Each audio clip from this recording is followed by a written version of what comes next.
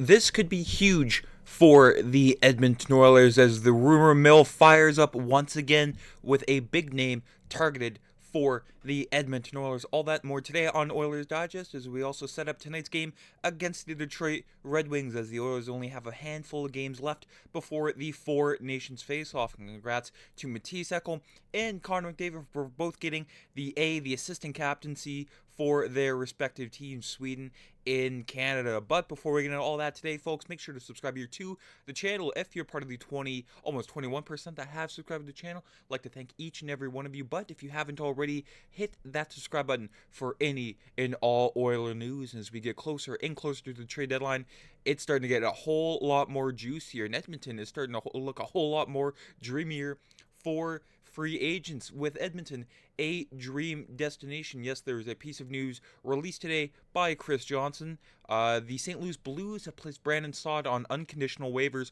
for mutual contract termination as expected. And you're asking me, well, what does that have to do with the Edmonton Oilers? And there's a big chunk of news here from Dash in the Park here on Twitter. Multiple HeavyHockey.net sources confirming that Brandon Saad and the Oilers are meeting this week to try to work out the details of a new contract, which would be huge for the Oilers' bottom six. Of course, Brandon Saad, mostly a top six player in his time in the NHL, but of course 32 years old, starting to age out a little bit. And of course the Oilers' bottom six depth scoring has been lacking, but it's been a welcome sight whenever it does come in the game so far this season. But Brandon Saad, I think, would step it up a little bit more. Of course, if the Oilers do acquire Brandon Saad, he will be the 7th highest scoring forward on the team. He's immediately the highest scorer in the bottom six and was a down year for both him and the Blues. Of course, he adds size, grit, Fonz experience, 2 cups. He can, be on the power or the penalty kill.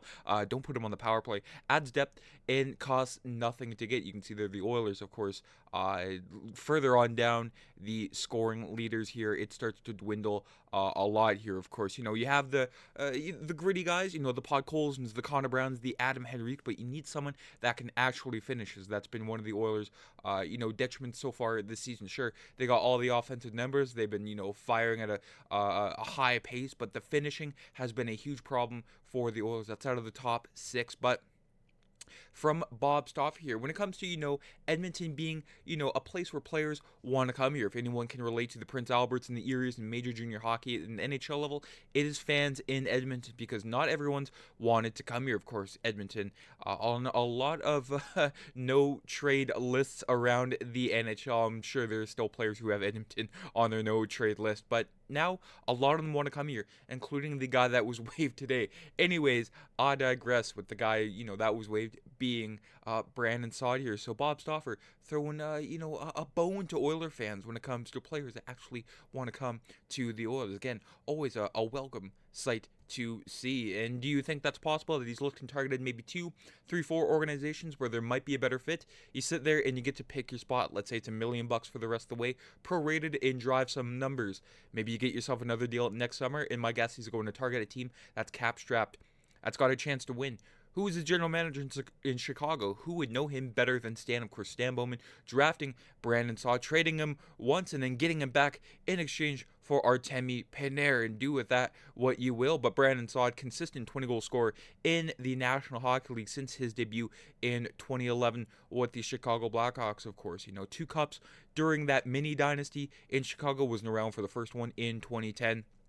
Of course, went to Chicago for 2 seasons, went to Columbus, I should say, for 2 seasons, went back to Chicago for 3, played for the Colorado Avalanche for a single season, and he's been with the St. Louis Blues ever since before his contract was terminated. So the Oilers, clearly their management loves that gritty type of veteran. Of course, the Oilers not getting any younger on the roster, Brandon Saad being 32 years old, and they sure love their in-season pickups. So this would be the 3rd straight, I want to say, Evander Kane in 2022,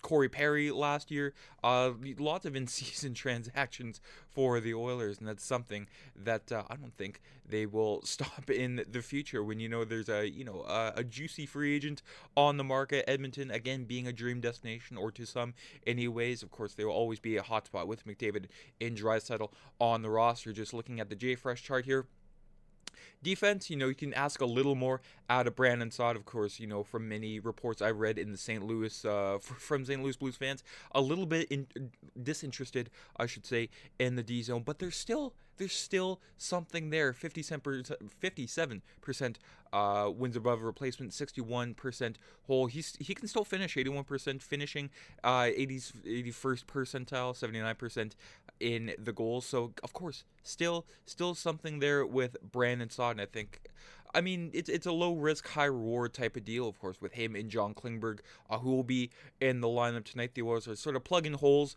that they can, try to fix before the trade deadline. If they work, they work. If they don't, then they can spend the assets at the trade deadline. And according to analytics and micro analytics, I know many not a fan of analytics, but when it's good news, it's always welcome. Saad is very creative. He's a very high offensive forward. He's not much of a playmaker, but nor is he incompetent. His game does revolve around his positioning, shooting, rush ability, retrievals, and pressuring the puck. At his best, Saad, his major strength is rush offense and positioning himself inside a high danger zone for chances on net. He's taking a lot of one-timers and not giving goalies much time to react. Of course, that's always good for the Oilers' bottom six. Of course, lacking in finishing, and this would be something that would be very, very helpful to the team. But the major difference for Saad is going to be defensive play. With a poor coach, Saad is a poor defensive player, but with a strong coach, he's a passable, sometimes good defensive player. His offense is never hurting, but is certainly strong with a good coach. And of course, Kris Knoblauch valuing defense in his forwards. That's part of the reason why we haven't seen Jeff Skinner a lot of games in the lineup that Jeff Skinner has missed. He's been a healthy scratch, and of course he's been in Kris Knoblauch's doghouse, but I think we can all know why. But when it comes to who comes out of the lineup for Brandon Saad, in my candidate here is Mattias Janmark. It does have Janmark listed here as a center, but he's played mostly on the left wing there in a line of Saad, Noah Philp, and Corey Perry. I think would be a pretty formidable fourth line until Evander Kane comes back for the playoffs. At that point, who knows what the Oilers are going to do with their line construction here. Of course, Janmark and Saad, when it comes to the analytics, very, very similar, but Saad does have the offensive upside compared to Janmark, and I think that's why Janmark, in my opinion, would come out in favor for Brandon Saad. You can say, well, Janmark on the PK in his defensive game. The Oilers have tons of penalty killers, of course.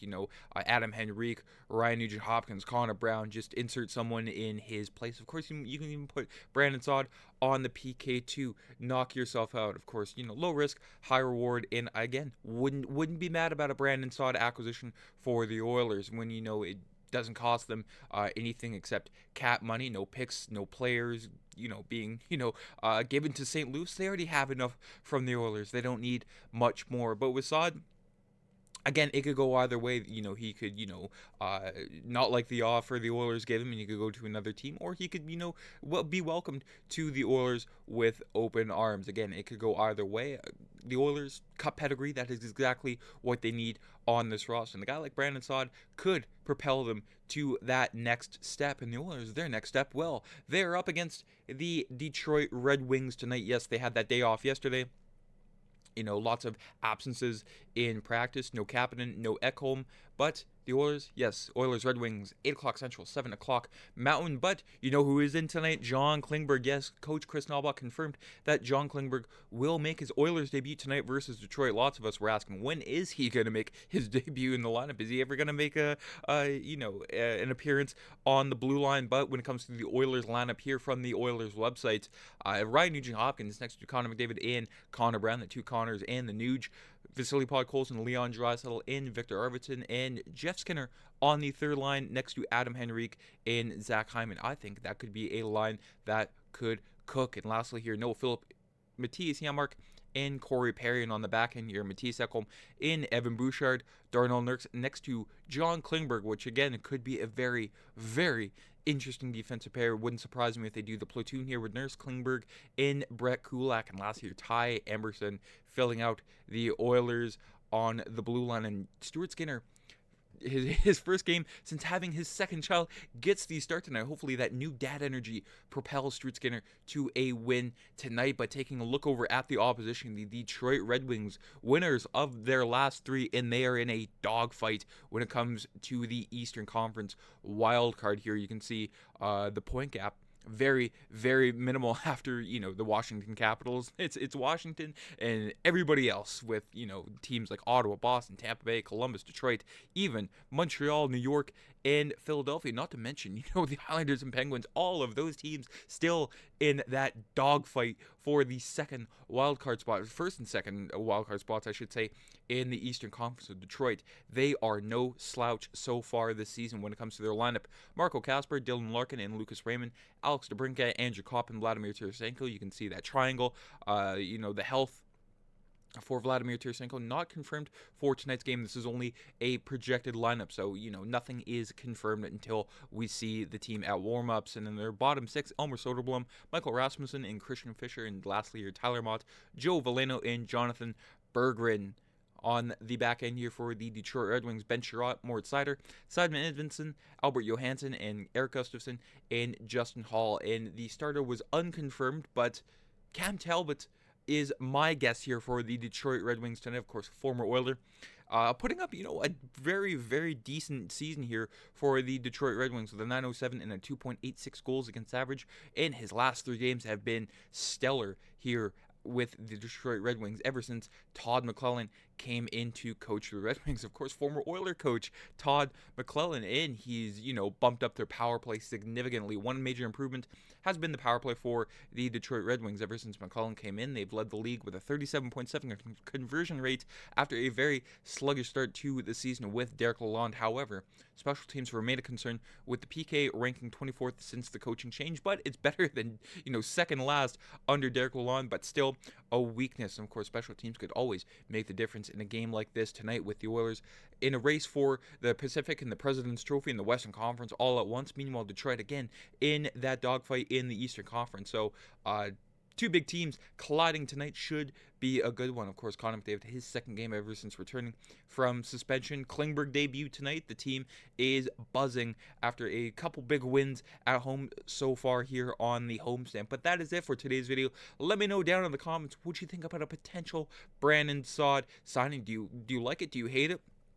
Let me know. Make sure to subscribe here to the channel if you haven't already. Folks, enjoy the game tonight. Hopefully, it is a big 2 points here for the Oilers. Take care. Have a great rest of your day, and let's go Oilers. Enjoy the game. I'm Matt.